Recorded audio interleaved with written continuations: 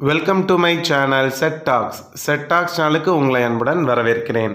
இன்னைய வீடியோ வந்து பார்த்திங்கன்னா லாஸ்ட் வீக்கான வெஜ்ஜு ஷாப்பிங் தான் ஃப்ரெண்ட்ஸ். லாஸ்ட் வீக்குக்கான veg shopping plus non veg shopping எவ்வளவு, அப்போ வந்து நான் லாஸ்ட்டு புதன்கிழமை காய்கறி வாங்கி கிட்டத்தட்ட 9 டேஸ் இன்றைக்கி ஃப்ரைடே வரைக்கும் நாங்கள் வந்து பார்த்திங்கன்னா மெனு பிளான் போட்டு அந்த காய்கறியை யூஸ் பண்ணோம். ஸோ என்ன மாதிரி மெனு பிளான் இந்த 9 டேஸ்க்கு இருந்துச்சு, என்னென்ன காய்கறிகள் வாங்கினோம், என்னென்ன நான்வெஜ் ஷாப்பிங் பண்ணோம் அப்படிங்கிறது எல்லாமே உங்களுக்கு இந்த வீடியோவில் நான் சொல்கிறேன். இது வந்து பார்த்திங்கன்னா நிறைய பேர் இப்போ பெருசாக இந்த வீடியோவுக்கு வந்து வியூஸ் வரதில்ல. நீங்கள் சொல்லுங்கள் இந்த மெனு பிளான் வீடியோ வேணாம் அப்படின்னு சொல்லிவிட்டு நம்ம வேறு ஏதாவது நம்ம வீடியோஸ் வந்து சேவிங்ஸ் ரிலேட்டடாக பார்க்கலாம். ஏன்னா அதுக்கு வியூஸ் பயங்கரமாக குறையிறதுனால நான் கேட்குறேன். இப்போ வாங்க ஃப்ரெண்ட்ஸ் நம்ம வீடியோக்குள்ளே போயிடலாம். லாஸ்ட் வீக் சந்தையில் வந்து பார்த்திங்கன்னா ரொம்ப கம்மியாக தான் இருந்துச்சு. ஏன்னா அன்றைக்கி பொங்கல் அப்படிங்கிறதுனால பெருசாக கடைகள் இல்லை. லாஸ்ட் வீக் வந்து பார்த்திங்கன்னா நல்லா ஃப்ரெஷ்ஷாக வெண்டைக்காய் இருந்துச்சு. வெண்டைக்காய் வாங்கினேன், பீன்ஸ் கேரட் வாங்கினேன்.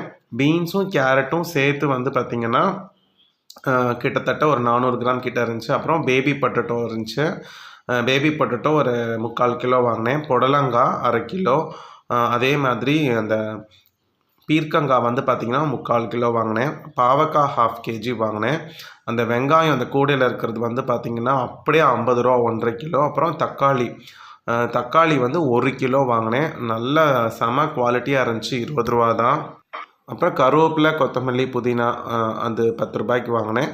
அப்புறம் பச்சை மிளகா. ஸோ இந்த காய்கறிகள் வாங்கினேன். அது இல்லாமல் இடையில ஒரு நாள் வந்து 2 காலிஃப்ளவர் வந்து இங்கே வெறும் 30 ரூபாய்க்கு செம ஃப்ரெஷ்ஷாக கொடுத்தாங்க. அது வாங்கினேன். இந்த காய்கறிகளோட ரேட்டு 200 ஆச்சு. ஆக்சுவலாக இடையில ஒரு சண்டேக்கு அப்புறம் வாங்கினேன்னு நினைக்கிறேன். அன்றைக்கி வாங்கின காலிஃப்ளவரையும் சேர்த்து மொத்தமாக 230 ரூபா ஆச்சு ஃப்ரெண்ட்ஸ். இன்றைக்கி வந்து பார்த்திங்கன்னா வியாழக்கிழமை, புதன்கிழமையோட நைட்டு வாங்கிட்டு வந்தது. வியாழக்கிழமைலேருந்து மெனு பிளான் பார்க்கலாம். வியாழக்கிழமை காலையில் வந்து பார்த்திங்கன்னா தோசையும் நல்ல திக்கான தக்காளி தொக்கு. இந்த தக்காளி சட்னி தான் இந்த வாரம் ரொம்ப நிறையா செஞ்சுருக்கோம். ஏன்னா பசங்க அதை தான் கேட்டுகிட்டே இருந்தாங்க. ரொம்ப டேஸ்ட்டாக இருந்துச்சு. அப்புறம் மதியத்துக்கு வந்து பார்த்திங்கன்னா ரசம் சாதமும் உருளைக்கிழங்கு ஃப்ரையும், அந்த கல்யாண வீட்டில் செய்வாங்க இல்லையா, அந்த மாதிரி வேக வச்சு செஞ்ச உருளைக்கிழங்கு பொரியல். அந்த உருளைக்கிழங்கு ரைஸும் செஞ்சுருந்தோம். ஸோ உருளைக்கிழங்கு ரைஸு ப்ளஸ் ரசம், உருளைக்கிழங்கு பொரியல். பொதுவாக அந்த உருளைக்கிழங்கு சாதம் பசங்க சாப்பிட மாட்டாங்க. இந்த தடவை என்னென்னு தெரியல, ரொம்ப இன்ட்ரெஸ்ட்டாக சாப்பிட்டாங்க. அப்புறம் நைட்டுக்கு வந்து பார்த்திங்கன்னா இட்லி பொடியும் வந்து பார்த்திங்கன்னா இப்போ கொஞ்சம் விரும்பி சாப்பிட ஆரம்பிச்சிருக்காங்க. பொதுவாக பொடி கொடுத்தாலே பசங்களுக்கு பிடிக்காது. இப்போ நான் சொல்லியிருக்கேன் அதில் நிறையா ப்ரோட்டீன் இருக்குது சாப்பிடுங்கன்னு சொல்லிட்டு. எனக்கு இட்லி பொடி, தோசை பொடினா ரொம்ப பிடிக்கும். மோஸ்ட்லி நான் அதை தான் ப்ரிஃபர் பண்ணுவேன். வெள்ளிக்கிழமை காலையில் வந்து பார்த்திங்கன்னா தேங்காய் சட்னியும் அதுக்கப்புறம் தோசையும் 2 தான் பண்ணோம். சட்னி வந்து சிம்பிளாக தேங்காயும் இருந்துச்சு வீட்டில். ஆல்ரெடி கொடுத்த தேங்காய் 2 தேங்காய் இருந்துச்சு. இந்த மாதிரி நான் வாங்கலை. சரி, இருந்த தேங்காவை காலி பண்ணிடுவோம்னு தேங்காய் சட்னி அரைச்சாச்சு. அப்புறம் மதியத்துக்கு வந்து சாம்பார் வைக்கல. அதுக்கு பதிலாக சூடாக பருப்பு கடையல், ரசம், அதுக்கப்புறம் கேரட் பீன்ஸ் பொரியல். அந்த கேரட் பீன்ஸ் பொரியல் வந்து கொஞ்சம் வெஜ் பிரியாணி போடுறதுக்கு எடுத்து வச்சுட்டு மிச்சத்தை அப்படியே பொரியல் பண்ணியாச்சு. செம்ம டேஸ்ட்டாக இருந்துச்சு. ரொம்ப நாள் ஆச்சு இந்த மாதிரி பருப்பு கடையல் ரசம் சாப்பிட்டு. நைட்டு வந்து மறுபடியும் அவங்க கேட்டுட்டாங்க தக்காளி சட்னி, தொக்கு மாதிரி செஞ்சீங்களே, இப்போ தண்ணி சட்னியாக அரைச்சி கொடுங்க அப்படின்னு சொல்லிட்டு தண்ணி சட்னி தான் வந்து ஃப்ரைடே நைட்டுக்கு தோசை. முருகலா சுட்டு வச்சுட்டா பேசாமல் சாப்பிட்டுட்ருப்பாங்க. இதுதான். நெக்ஸ்ட்டு சாட்டர்டே வந்து பார்த்திங்கன்னா மார்னிங் வந்து சேமியா உப்புமா செஞ்சோம். சாட்டர்டே சண்டே 2 நாளைக்கு எங்கள் வீட்டில் பார்த்திங்கன்னா இந்த வாரம் ஃபிஷ்ஷு தான்.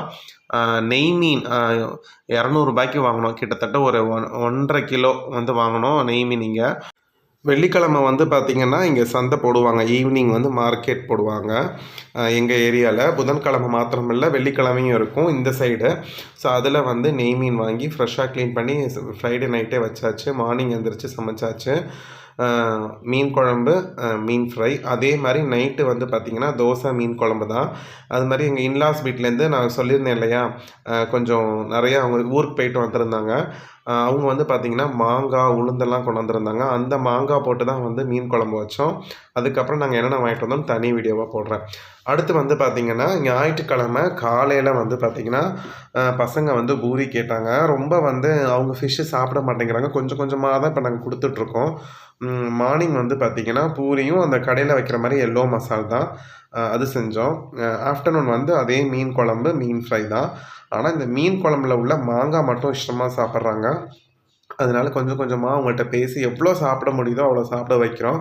பார்ப்போம் சிக்கன் அளவுக்கு அதை சாப்பிட வச்சா தான் நல்லது.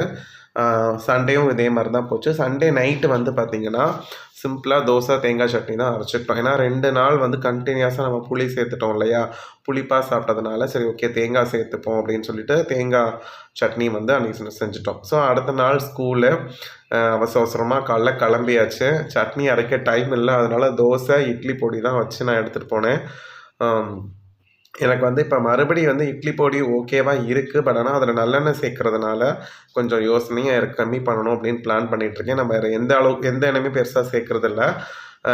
ரைஸ் வந்து பார்த்திங்கன்னா பீர்க்கங்காய் கூட்டு, நல்லா சிறுபருப்பு போட்டு பீர்க்கங்காய் கூட்டு ரைஸ் இதுதான். ஏன்னா 2 நாள் நல்லா நான்வெஜ் சாப்பிட்டாச்சு. ஸோ மண்டே லஞ்சு சிம்பிளாகவும் இருக்கணும், ஹெல்த்தியாகவும் இருக்கணும்னு சொல்லிட்டு இந்த கூட்டு அட்டகாசமாக இருந்துச்சு. பசங்களும் இஷ்டமாக சாப்பிட்டாங்க. நைட்டு வந்து பார்த்திங்கன்னா நான் சொன்னேன் இல்லையா கடலைப்பருப்பு உளுந்து சட்னி, இது வந்து நைட்டு அரைச்சோம் திங்கக்கிழமை நைட்டு. ஸோ செவ்வாய்க்கிழமை காலைக்கும் சேர்த்தே இந்த உளுந்து பருப்பு சட்னி வந்து அரைச்சி வச்சாச்சு. இதுவும் இப்போ ரொம்ப இஷ்டமாக இருக்குது. அதனால் அடுத்த நாள் காலைல சீக்கிரமாக எந்திரிச்சு வேலைக்கு போகிறதுக்கும் ஈஸியாக இருக்கும். ஸோ அடுத்த நாள் காலைல தோசை உளுந்து பருப்பு சட்னி எடுத்து வச்சாச்சு. ஆஃப்டர்நூன் வந்து வழக்கம் போல் செவ்வாய்க்கிழமை அப்படின்னாலே சாம்பார் தானே ஃப்ரெண்ட்ஸ். கண்டிப்பாக எங்கள் வீட்லேயும் சாம்பார் தான். பசங்கள்லாம் வந்து சாம்பார் தோசை சாப்பிட்டாங்க. நாங்கள் அந்த சட்னி எடுத்து வச்சிட்டோம். எங்களுக்கு வந்து சாம்பார் பாவக்காய் ஃப்ரை பண்ணோம். எங்கள் வீட்டில் பசங்க பாவக்காய் ஃப்ரை சாப்பிடுவாங்களான்னு கேட்டால் ரொம்ப இஷ்டமாக சாப்பிடுவாங்க. பாப்பா மட்டும்தான் மக்கார் பண்ணுவோம். அப்போ அவளும் இப்போ சாப்பிட ஆரம்பிச்சிட்டா. அன்றைக்கி நைட்டு வந்து தோசை சாம்பார். ஸோ சாம்பார் இருந்தாலே எங்கள் வீட்டில் 2 வேளையும் தோசை தான். கொஞ்சம் முருகலாக சுட்டு சாப்பிடணுமேன்னு கொஞ்சம் ஆசையாக இருந்துச்சு. சாம்பார் வைக்கிற அன்றைக்கி மட்டும் இந்த முருகல் தோசை ஒரு கிரேவிங் வந்துடும். பசங்களுக்கும் இந்த மாதிரி கீ போட்டு ஊற்றி கொடுத்துட்டு நாங்களும் சாப்பிட்டுட்டு அன்றைக்கி நாளை முடிச்சாச்சு. நெக்ஸ்ட் டே புதன்கிழமை. இன்றைக்குமே எந்திரிச்சு கிளம்புறதுக்கு லேட் ஆகிடுச்சு. அதனால் இன்றைக்கி மார்னிங்கும் பார்த்திங்கன்னா தோசை பொடி தான். என்னடா ரெகுலராக பொடி எடுத்துக்கிறேன்னு நினச்சிக்காதீங்க. காலையில் நான் 6:20க்குலாம் பஸ் பிடிச்சி போகணும். அவங்க என்ன தான் அரைச்சி கொடுத்தாலும் நான் வந்து எது இருக்கோ டக்குன்னு எடுத்துகிட்டு போயிடுவேன். அதனால் நான் இட்லி பொடியும் தோசையும் தான். அதுக்கப்புறம் நான் சொன்னேன் இல்லையா 2 காலிஃப்ளவர் 40 ரூபாய்க்கு வாங்கணும் அப்படின்னு சொல்லிட்டு இடையில 30 ரூபா 2 காலிஃப்ளவர் 30 ரூபான்னு நினைக்கிறேன். ஸோ வாங்கினோம். ரொம்ப சீப்பாக இருந்துச்சு காலிஃப்ளவர். அதனால் அதில் 65 போட்டு ஆல்ரெடி எடுத்து வச்சுருந்தேன். பீன்ஸு பட்டாணி கேரட்டு இதெல்லாம் போட்டு வெஜிடபிள் ரைஸ் செஞ்சு மதியம் வெஜிடபிள் பிரியாணி எடுத்துகிட்டு போயாச்சு. எகெயின் புதன்கிழமை நைட்டும் இட்லி ப்ளஸ் அந்த தக்காளி சட்னி தான். இது ஃப்ரீக்வெண்ட்டாக கேட்டுகிட்டே இருக்காங்க. ஸோ ஓகே கொடுக்கலாம், தக்காளி தானே அப்படின்னு சொல்லிட்டு நானும் கொடுக்குறோம். எப்படியோ சாப்பிட்டா சந்தோஷமாக இருக்குது. எங்களுக்குமே இது ரொம்ப பிடிக்கும். வியாழக்கிழமை மார்னிங் வந்து பார்த்திங்கன்னா இட்லியும் நிலக்கடலை சட்னியும். ஸோ நிலக்கடலை சட்னி இப்போ நம்ம வாரத்தில் ஒன்ஸ் சேர்த்துக்கிறது. ஏன்னா அதில் ப்ரோட்டீன் ஜாஸ்தியாக இருக்கிறதுனால இங்கே கடலை சட்னி அப்படின்னு சொல்லுவோம். காலையில் இட்லி நிலக்கடலை சட்னி. மதியம் வந்து பார்த்திங்கன்னா ரசம் பொடலங்காய் பொரியல். ஏன்னா கொஞ்சம் இடையில ஹெவியாக சாப்பிட்றோம் கடலை அதெல்லாம் சாப்பிடும் பொழுது கொஞ்சம் லஞ்சுமே கொஞ்சம் லைட்டாக எடுத்துக்கிறது நல்லது. அதனால் ரசம் பொடலங்காய். நைட்டு வந்து பார்த்திங்கன்னா சேமியா உப்புமா தான் செஞ்சோம். பொதுவாக சேமியா உப்புமா ரவை உப்புமாலாம் பிடிக்குமான்னு கேட்டால் எனக்கு ரவை உப்புமா தான் ப்ரிஃபர் பண்ணுவேன். எனிவேஸ் இருந்தால் சாப்பிட்டுப்பேன். வேறு வழியில் ஏதோ ஒரு வெரைட்டி சாப்பிட்டாகணும்ல. அப்புறம் வெள்ளிக்கிழமை வந்து பார்த்திங்கன்னா மார்னிங் தோசை சாம்பார் தான். அதனால் உங்களுக்கு என்னோடய மெனு பிளானே போர் அடிச்சிருக்கும். என்னடா இந்த தோசை சாம்பார் இதை விட்டால் வேறு வெரைட்டியும் எனக்கு தெரியல ஃப்ரெண்ட்ஸ். லீவ்லன்னா ஏதாவது ட்ரை பண்ணலாம் அடை அந்த மாதிரி. சரி பார்ப்போம். அப்புறம் வந்து மதியம் வந்து பார்த்திங்கன்னா வெண்டைக்காய் இருந்துச்சு.